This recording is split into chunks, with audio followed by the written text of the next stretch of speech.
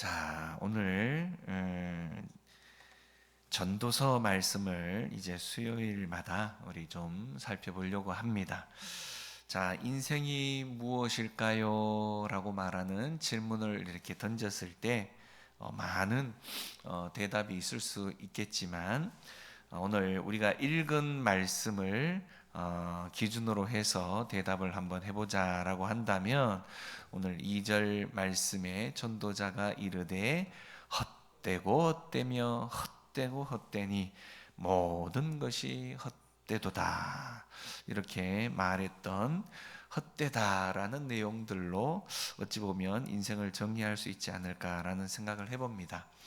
이 말은 이 평범한 삶을 살았던 특별한 한 철학자가 무심코 내뱉은 그냥 단순한 말이 아니라 성경 인물 가운데에 가장 부유하고 가장 현명하고 그리고 가장 유력한 사람 중에 바로 하나였던 다윗 왕의 아들 솔로몬 왕의 깊은 생각 끝에 내린 결론의 이야기다라는 겁니다. 헛되고 헛되니 모든 것이 헛되다. 이게 바로 인생이다라는 말이죠. 솔로몬은 먼저 우리가 읽고 있는 이 성경 전체의 내용 중에 세 권의 성경을 기록을 하였는데요. 물론 이제 시편에도 이 두 편 정도까지 합하면 총 이 네 권의 성경이 되어질 수 있겠습니다. 여러분이 잘 아시는 것처럼 잠언도 바로 솔로몬이 기록했고요. 전도서 우리가 오늘부터 살피는 이 전도서도 바로 솔로몬이 기록했고, 그리고 우리 아가서도 바로 솔로몬이 기록한 책입니다. 하나님께서 솔로몬에게 정말 엄청난 지혜를 주셔서 이 세상의 모든 오묘한 그런 내용들을 다 언어로 표현하게 하고 설명하게 함으로 인해서 성경으로 이렇게 기록하게 되어졌는데요. 그 중에서 특별히 우리가 살피는 이 전도서는 그의 인생 말미쯤에 기록을 했을 것이다라고 이렇게 짐작을 하게 하는 책입니다. 솔로몬이 20살에 왕이 되었답니다. 엄청나게 젊은 나이에 왕이 되었죠. 그때는 솔로몬이 엄청나게 또 믿음도 좋았어요. 그때 당시에 신앙생활을 참 잘했습니다. 아버지가 금방 죽고 난 다음에 아주 그의 모습은 대단한 모습 중에 한 모습이었습니다. 하지만 이 나이가 조금씩 들어가기 시작을 하면서 그도 변하기 시작을 했습니다. 나이가 좀 들고 나면 여러분 어떻습니까? 우리 젊을 때는 물론 젊을 때도 그렇지 않은 경우들이 간혹 있기는 합니다만 젊을 때는 대부분의 경우 좀 남성들이 득세를 하죠. 힘이 있기도 하고 또 여러 가지 영향력들을 발휘할 수 있는 충분한 시기이기 때문에 남성들이 득세를 하는데 이제 나이가 좀 들기 시작을 하면 어떻습니까? 여성들이 득세를 하기 시작을 합니다. 그러다가 60세쯤 되면 여성들의 힘이 남성들보다 더 앞서기 시작하는 경우를 왕왕 보게 되어집니다. 이 솔로몬도 사실상은 이 나이가 들고 나니까 바로 후비들이 그 마음을 바로 끌고 가버렸어요. 그래서 온 산천을 결국에는 우상천지로 만들어버리고 말았답니다. 그래서 그 신앙생활에 대한 실패를 바로 우리는 솔로몬의 노년의 모습을 보면서 잘 확인할 수가 있습니다. 자기가 해보고 싶은 것은 다 해봤는데 어떻습니까? 정말 그의 끝이 좀 아름답지를 못했다라는 거죠. 그러면서 마지막에 바로 이 회개를 하면서 쓴 책이 우리가 오늘 살피는 전도서다 이런 이야기입니다. 실컷 자기 마음대로 살아보았지만 인생이 뭐냐라고 말하는 물음에 대한 대답 헛되고 헛되고 헛되더라 이 고백을 하게 되어졌다라는 거죠. 그래서 이 전도서는 총 12장까지가 있어요. 12달처럼 총 12장까지 되어져 있는데 그러다 보니까 전도서 11장까지만 읽게 되어지면 굉장히 허무주의에 사로잡히게 되어지고 맙니다. 헛되고 헛되다 이런 이야기들로 가득한 게 바로 전도서 1장부터 11장까지이기 때문이에요. 끝까지 다 그래서 이 성경을 읽어야 한다라는 겁니다. 11장까지는 해 아래 모든 것이 헛되다라는 이야기만 계속적으로 나옵니다.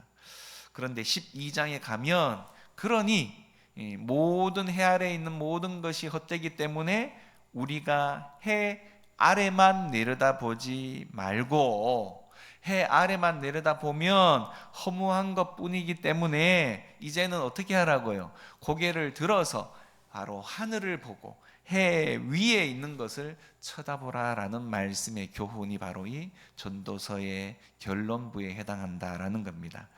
그래서 사도 바울은 청년의 때에 주님을 만나서 걸어가다 보니 겉사람은 후패하지만 속사람은 날로 날로 새롭다라는 고백을 고린도 후서 말씀에 기록을 해 놓았습니다.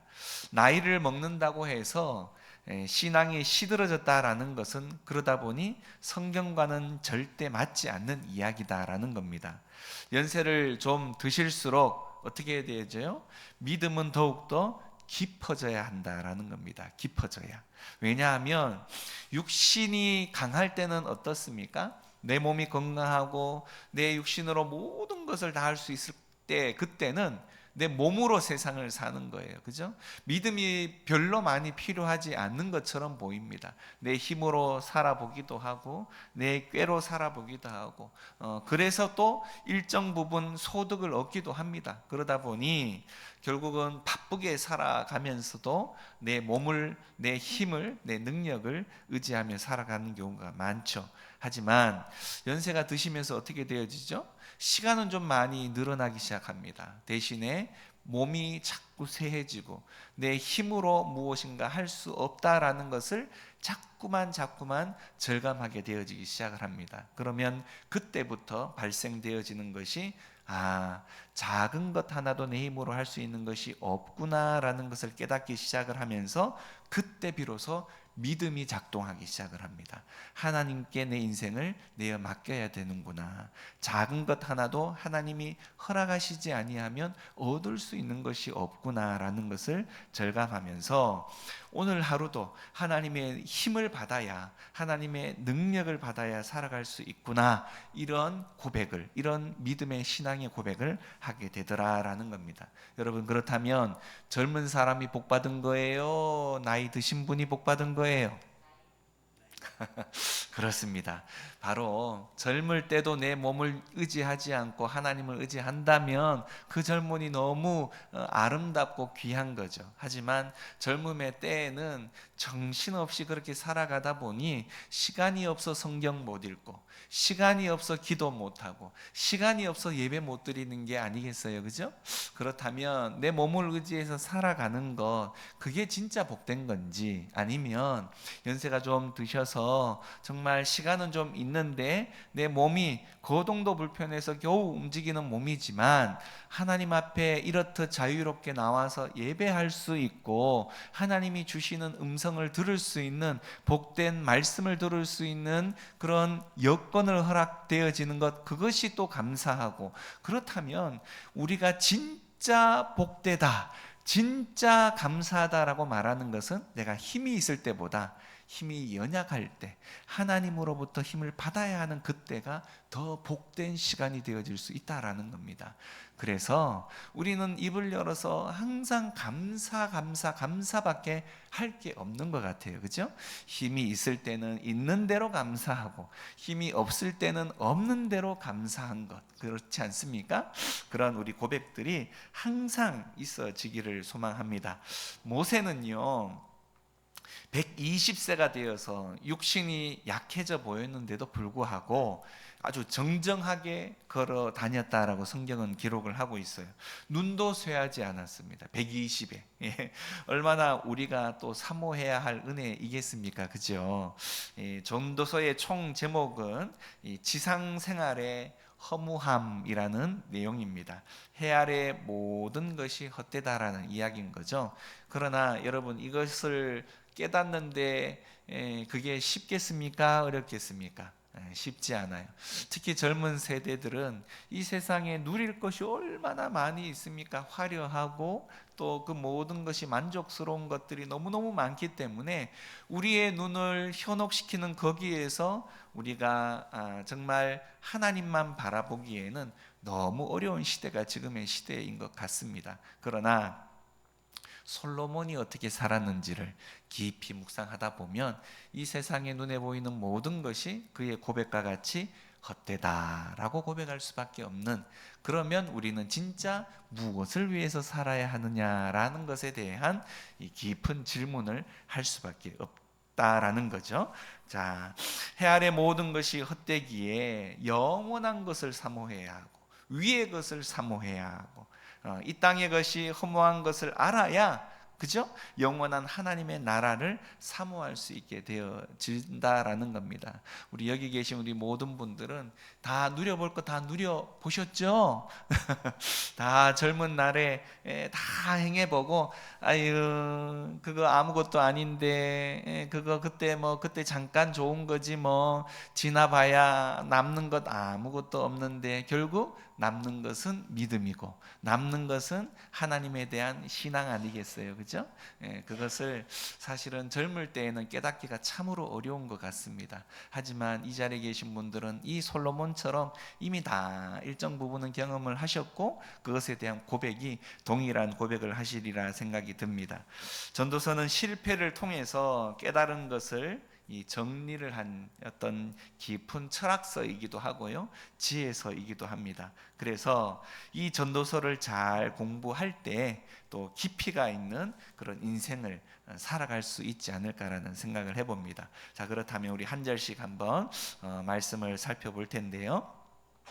먼저 1절에서 11절까지가 오늘 전도서 1장부터 12장 전체의 이 서론부에 해당하는 부분이에요.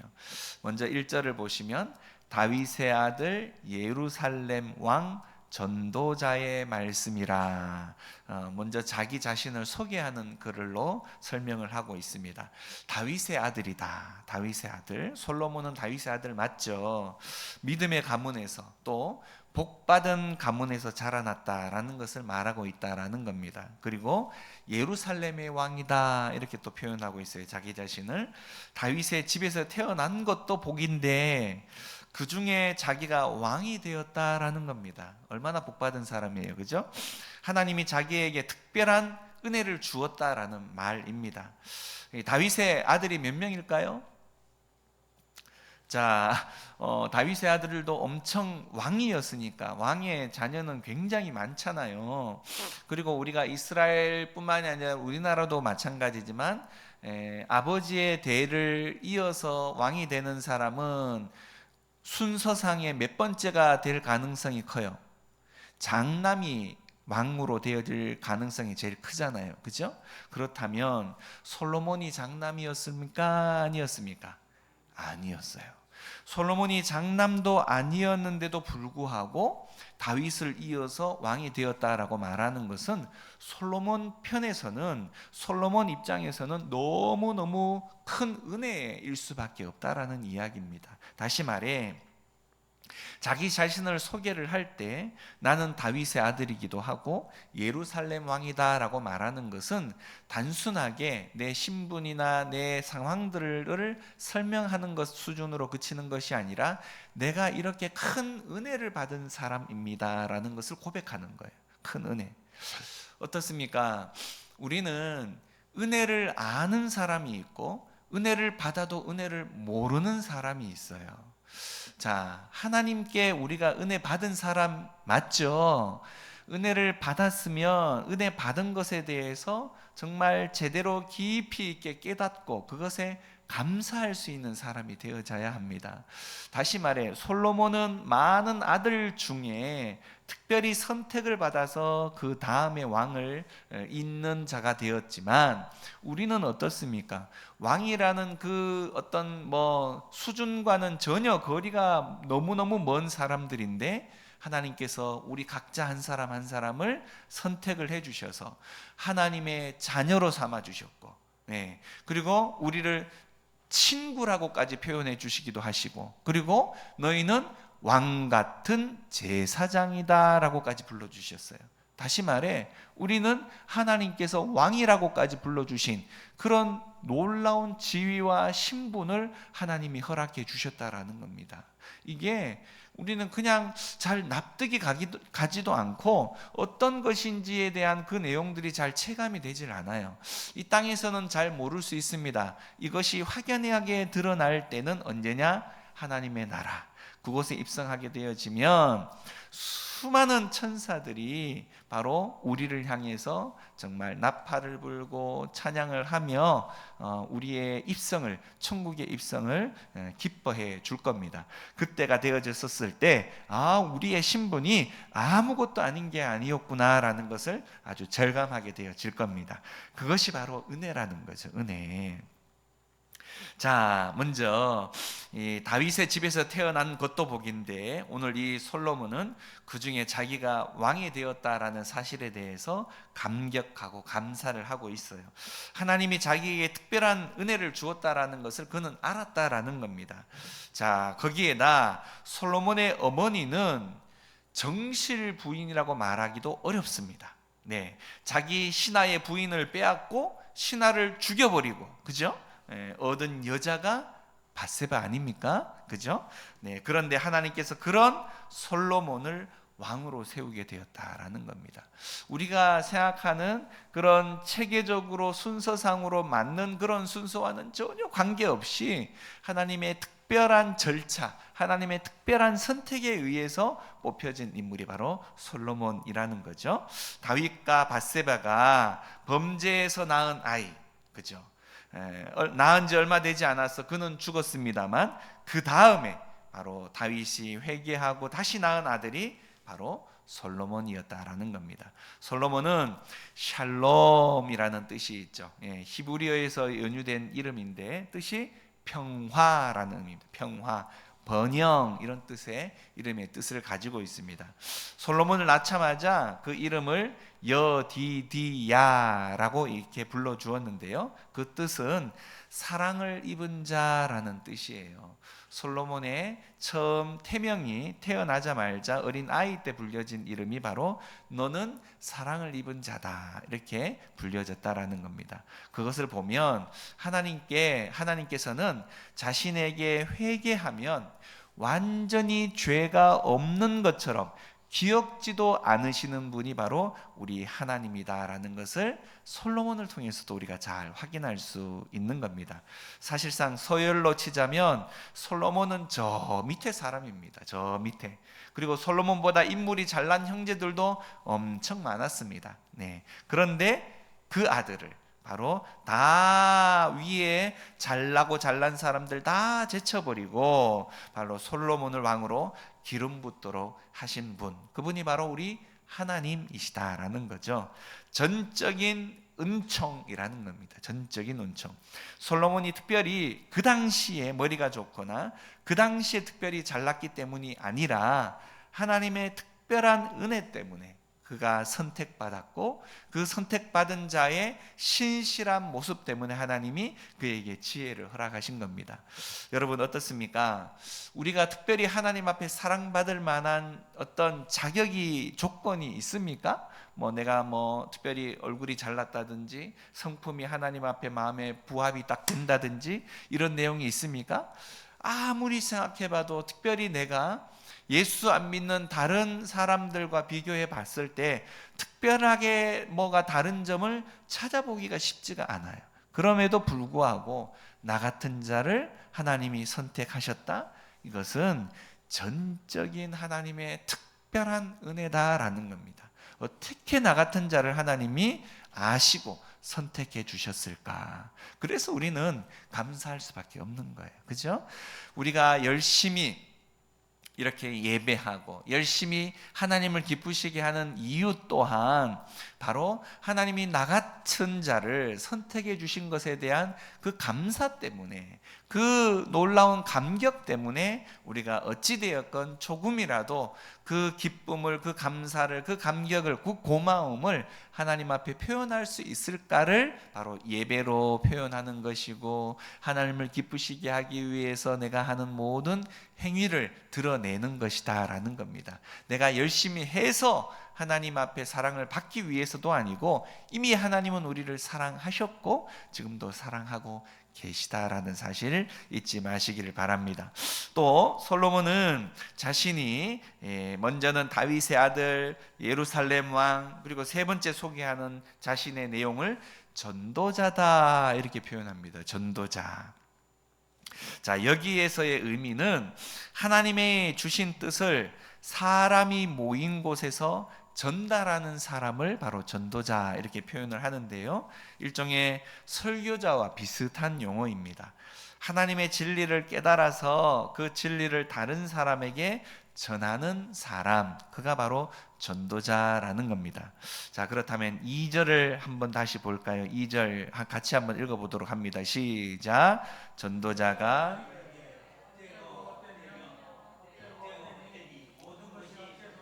아멘. 하나님 없이 살았던 이 땅의 생활 자체는 모든 것이 헛되다라는 겁니다. 하나님 없이 살아가는 삶. 자기가 잠시 하나님을 떠나서 수많은 왕비들이 시키는 대로 엉뚱한 짓을 많이도 해보고 우상 숭배도 하면서 잘 먹고 잘 살았던 그때가 바로 솔로몬에게 있어서는 잘 살았던 것처럼 보였지만 돌아보니 헛되고 헛되다, 모든 것이 헛되더라, 이 고백입니다. 솔로몬이 돈이 얼마나 많았는지, 그때는 이 금이 너무 많아서, 지금 금값이 뭐 그냥 천정지부인데 은을 돌같이 생각했다라고 말할 정도였다고 합니다. 백향목을 뽕나무같이 생각했다라고 말했어요. 얼마나 부유한 시대를 살았는지. 이것을 볼 때 솔로몬이 정말 은혜를 받아 버렸더라면, 그 많은 돈으로 사실 이 전도를 하고 선교를 했다면 이 세상을 아마 뒤집어 놨을지도 몰라요. 그죠? 얼마나 많은 물질을 그에게 축복으로 허락되어졌는지, 그걸 가지고 좀 하나님의 일에 좀 썼었으면 어땠을까, 이런 생각을 해봅니다. 그런데 그것을 가지고 왕궁으로 올라가는데 이 사자를 만들어 세우기도 하고 온 벽에다가 금칠을 하고 그렇게 사치를 했다고 합니다. 사람이 사치하면 그 다음은 반드시 음란에 빠집니다. 음란에. 결국 사치 다음에는 음란이 온다라는 거죠.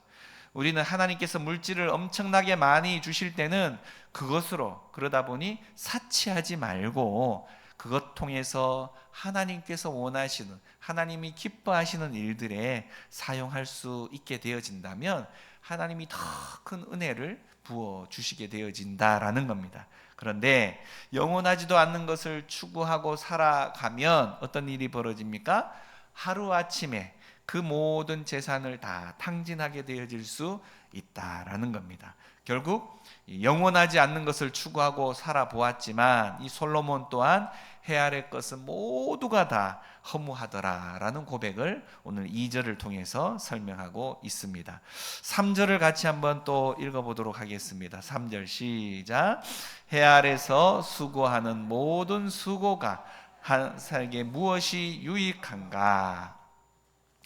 농사를 짓고 공부를 하고 공장을 운영하고 길을 닦는 것들을 전부가 수고하는 모습이지 않습니까? 네. 그런데 그 수고하는 것이 오늘 솔로몬이 뭐라고 이야기하냐면 자기에게 무엇이 유익한고 이렇게 이야기를 합니다. 자, 아무것도 내 것이 되는 것이 없더라라는 거예요. 아무것도. 이렇게 전부 다 내 것으로 만들어야 된다라는 헤아래 정신으로 살면 어떻게 되어집니까? 산에 가서도 여러분 그냥 눈으로만 보면 너무 예쁘고 아름다운 것들이, 꽃들, 나무들이 있는데 이 산에 가서도 나무를 패가지고, 그냥 예쁘고 멋있다고 하니까 그걸 패가지고 자기 집의 마당에다가 갖다 심어야 안심이 돼. 얼마나 웃깁니까? 그죠? 또 어디 가서 돌도 좋은 것이 있으며 뭐 수석이다 뭐다 있으면 전부 다가 다 주워다가 집안에 갖다 놓아야 마음이 편해. 네, 이런 사람들이 있어요, 없어요? 있어요. 꽃밭에 가면 꽃 그냥 눈으로 보면 너무 예쁜데 굳이 꼭또 파가지고 해가지고 자기 집 정원에 갖다가 또 심어. 네, 이런 사람들이 있습니다. 옛날에 가끔 우리 시골 교회에서 새벽 예배 열심히 눈물 콧물 뿌리고 기도하다가 집에 가는 길에 남의 집 호박 따서 가고 오이 따서 가고 가지 따서 가고, 자, 이런 일 있었죠. 네, 결국 다 내 것으로 뭔가를 만들려고 하는 그런 것 자체가 하나님께서 기뻐하시는 것이 아니다라는 겁니다. 그렇게 살면 결과론적으로는 자기 것이 하나도 없게 되어질 수밖에 없다라는 겁니다. 왜 그렇습니까? 아무것도 가지고 온 것이 없기 때문에, 인생이라고 말하는 것 그 자체가 이 세상에 무엇 하나 가지고 온 것 없기 때문에 결국에 우리가 돌아갈 때도 아무것도 가지고 돌아갈 수 없다라는 겁니다. 우리가 이 땅 가운데 태어나서 살아가는 사람들의 이 손을 보면 얼마나 이 뭔가를 움켜쥐려고 하는지 손을 꽉 잡고 있어요. 꽉 잡고. 그런데 이 꽉 잡는 이 주먹이 언제 풀려집니까? 숨이 내 몸 안에서 빠져나가면 그냥 주먹이 스르르 펴지죠. 결국 우리가 손을 펴는 그 순간은 이 땅에 수고를 다하는 그날 비로소 우리의 손이 펴질 수밖에 없다. 그 말인즉슨 이 땅 가운데에서 움켜질 수 있고 이 땅 가운데 움켜진 모든 것들을 내가 하나님 나라에 가지고 갈 수 있는 것은 단 한 가지도 없다라는 겁니다. 손을 다 펼 수밖에 없는 거죠. 그 아프리카에 가면 원숭이를 아주 쉽게 잡는 방법이 있다고 그래요. 뭐 우리가 그 사냥꾼이 총을 가지고 보통 원숭이를 잡는 방식이 아니라, 원숭이를 잡는 방식은 이 사각으로 된 유리관 안에다가 그 원숭이가 좋아하는 바나나나 과일들을 잔뜩 집어넣는데요. 집어넣고 위에다가 구멍을 조그만하게 이렇게 뚫어 넣는데 원숭이가 손을 겨우 집어넣을 만큼만 구멍을 뚫어 넣는데요. 그러면 거기에다가 사냥꾼이 과일을 가득 넣고 구멍을 뚫어다가 놓고 보이지 않는 곳에 숨어 있다가 가만히 원숭이가 오는 것을 지켜보면, 원숭이가 지나다가 과일을 보고 와가지고 손을 그 안에다가 쑥 집어넣는데요. 그리고 먹고 싶어서 무엇을 하나 탁 집으면 그때 사냥꾼이 아주 천천히 걸어 나온다고 합니다. 아주 그냥 급하게 와서 뭔가 잡을 것처럼 보이는데 천천히 걸어 나오면 이 원숭이가 그때 당황을 해가지고 어떻게 하냐면 빨리 지금 내가 집은 걸 가지고 도망을 가야 되겠다고 해서 주먹을 꽉 쥔대요. 그러면 이게 들어갈 때는 이렇게 해서 들어갔기 때문에 구멍으로 쉽게 들어갔지만 나올 때도 이렇게 해야 빠지는데 주먹을 꽉 쥐었으니 부피가 커져서 이 구멍으로 손이 안 빠진다는 겁니다. 그러다가 보니 결국은 도망도 못 가고, 이거를 놓으면은 갈 수 있는데 놓기는 싫고 그 욕심 때문에 원숭이가 잡힌대요. 결국 이 한낱 미물에 해당하는 이 원숭이조차도 그 욕심 하나 때문에 바나나 하나로 생명을 바꿀 수밖에 없는 그런 상황이 벌어지는 것처럼, 이 땅에서의 인생이라고 말하는 우리 또한 무엇인가 많이 움켜쥐고 무엇인가 많이 가지고 그것을 욕심을 내서 그것을 영원히 내가 나의 것으로 삼을 수 있는 것처럼 그렇게 여겨지지만, 사실상 우리가 이 땅을 떠날 때는 아무것도 가지고 갈 수 있는 것이 없다라는 것을 깨닫게 되어진다고 한다면, 정말 우리가 무엇을 위해서 살아야 할지에 대해서 다시 한번 깊이 있게 고민하게 되어진다라는 겁니다. 결국 하나님이 원래 인생을 지으실 때 이 땅에 와서 열심히 일을 해서 하나님 앞에 영광을 돌리고 네가 행복하고 이웃을 행복하게 만들어주는 것, 그게 바로 인생의 목적이다라는 것을 깨닫게 하시는 거예요. 깨닫게. 성경이 가르치고자 하는 것이 바로 그겁니다. 잠시 주어진 것은 그것을 가지고 잠시 잠깐이지만 누리고, 그것이 영원한 것이 아니기 때문에 잠시 잠깐 누리고 그것을 통해서 다른 사람도 함께 기뻐하고 함께 누리고, 그리고 하나님이 부르시면 다 놓고 가는 겁니다. 다 놓고. 우리가 어릴 때에 동네에서 아이들이 뭐 이렇게 하나 둘씩 모여서 뭐 여러 가지 놀이도 하지만 흙을 쌓고 뭐 해서 집도 만들고 성도 만들고 이렇게 하잖아요. 그죠? 그러면 뭐 어떤 애는 그냥 자그마한 집 한 채 짓습니다만 어떤 친구 한 명은 또 이런 것도 손재주가 있어서 그런지 아주 성을 만들어, 성을 엄청나게 큰 성을 만들 정도로 흙으로 그렇게 집을 많이 짓습니다. 자, 그런데 저녁이 으슴프리하게 저녁이 되어져 갈 때 마당 밖으로 저 멀리서 개똥아 소똥아 밥 먹으러 와야지 소리를 지르면 어떡합니까? 아이고 내가 이거 지금 오늘 하루 종일 지어 놓은 건데 이거 아까워서 이거 나는 밥도 안 먹고 난 여기서 살래 이렇게 말하는 애가 있어요 없어요? 그냥 그렇게 애를 쓰고 만들어 놓았다 할지라도 밥 먹으러 얼른 뛰어가 버립니다. 네, 결국 우리도 그렇죠. 이 땅 가운데에 아무리 멋있는 집을 짓고 아무리 좋은 물건들을 많이 쌓아 놓아도 하나님이 부르시면 다 놓고 가야 돼요. 다 놓고 가지고 갈 수 있는 건 아무것도 없습니다. 하나님께서 그것 가지고 나에게 주어진 것 가지고 함께 즐거워하고 함께 누리고 함께 기뻐하는 그게 다라는 겁니다. 우리가 거기에 너무 많은 욕심을 내면 때로는 다른 사람의 마음을 아프게 하는 경우들도 있고 또 다른 사람을 시험에 빠지게 만드는 사항들도 있습니다. 그런 인생 살지 마시고 우리에게 주어진 것을 통해서 함께 기뻐하고 함께 즐거워하고 함께 감사할 수 있는 그런 삶을 살 수 있기를 간절히 축원드립니다. 자기 유익만 구하면 오늘 이야기했던 것처럼 헛되고 헛된 것입니다. 그래서 우리는 하나님께 영광도 돌리고 내 자신도 행복하기 위해서 많은 사람에게 어때요? 복음을 전하고 이웃을 행복하게 하기 위해서 구제도 하고 돕는 일도 잘 하면 하나님께서 우리에게 진짜 행복이 무엇인지를 깨닫게 하시는 겁니다. 깨닫게. 그래서 하나님께서 부족한 사람이 왜 이렇게 좋은 일들을 할 수 있도록 하나님께서 인도해 주셨는지 그 하나하나의 이치와 또 그 내용들까지도 하나님이 깨닫게 해주시는 은혜가 바로 우리들 가운데 있게 되어진다라는 겁니다. 그렇게 되어지면 진짜 인생이 살맛 나는 거고 인생이 행복이 무엇인지를 그때 비로소 깨닫게 되어지는 거죠. 괜히 지나간 세월 돌아보고 아이고 허무하다라는 소리 하는 사람, 그런 사람은 결과론적으로 어떤 사람이었냐? 바로 자기중심적으로 살았던 사람만 이런 고백을 할 수밖에 없다라는 겁니다. 하나님께서 우리에게 주신 시간, 우리에게 주신 물질, 우리에게 주신 건강, 자기 자신만을 위해서 사는 것이 아니라 바로 함께 누리고 함께 공유하면서 그렇게 행복해하는 삶. 신앙생활도 마찬가지인 것 같아요. 나만 잘 믿으면 돼. 아니요.